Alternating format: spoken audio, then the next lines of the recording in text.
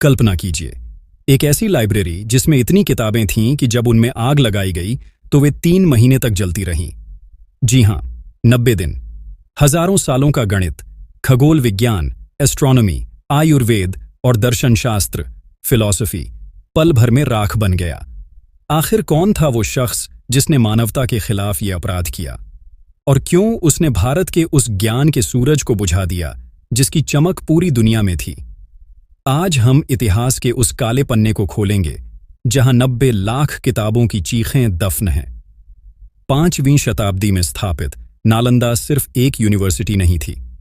यह दुनिया का पहला आवासीय विश्वविद्यालय, रेजिडेंशियल यूनिवर्सिटी था। यहां 10,000 छात्र पढ़ते थे, 2,000 शिक्षक थे।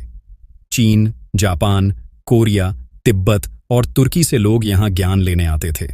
यहां की लाइब्रेरी का नाम था धर्मगंज, जिसकी 3 विशाल इमारतें थीं, रत्नसागर, रत्नोदधि और रत्नरंजक।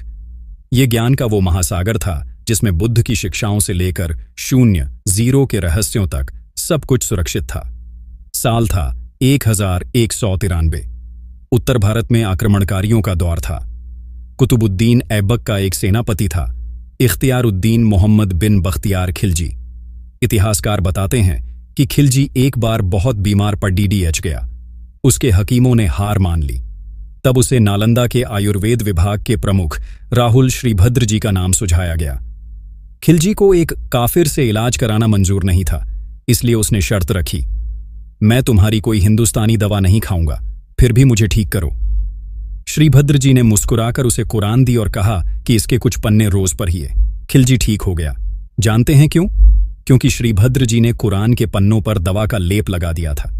लेकिन खिलजी, वो एहसानमंद होने के बजाय खौफ और जलन से भर गया। उसे डर लगा कि इन भारतीय वैद्यों के पास इतना ज्ञान कहां से है जो हमारे हकीमों के पास नहीं। खिलजी ने फैसला किया। उसने अपनी सेना के साथ नालंदा पर हमला कर दिया। हजारों निहत्थे बौद्ध भिक्षुओं को बेरहमी से मार दिया गया। और फिर उसने वो किया जो इतिहास का सबसे बड़ा पाप माना जाता है। उसने धर्मगंज लाइब्रेरी में आग लगवा दी। इतिहासकार मिन्हाज-ए-सिराज ने अपनी किताब तबकात-ए-नासिरी में लिखा है कि लाइब्रेरी में इतनी किताबें थीं कि 90 लाख पांडुलिपियां 3 महीने तक सुलगती रहीं। वो कागज नहीं जल रहे थे, वो चरक की रिसर्च, आर्यभट्ट के सिद्धांत और दुनिया का भविष्य जल रहा था। अगर वो 90 लाख किताबें आज हमारे पास होती तो शायद भारत और दुनिया विज्ञान के मामले में आज से 500 साल आगे होती।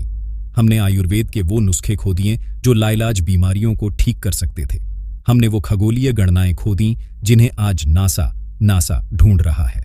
नालंदा का जलना सिर्फ भारत की हार नहीं थी, ये पूरी मानवता के बौद्धिक विकास, इंटेलेक्चुअल ग्रोथ की हार थी। आज नालंदा के खंडहर हमें याद दिलाते हैं कि तलवारें साम्राज्य तो जीत सकती हैं, लेकिन ज्ञान को खत्म करने के लिए उन्हें सदियों तक आग लगानी पड़ती है। नालंदा फिर से जी उठा है, एक नई यूनिवर्सिटी के रूप में।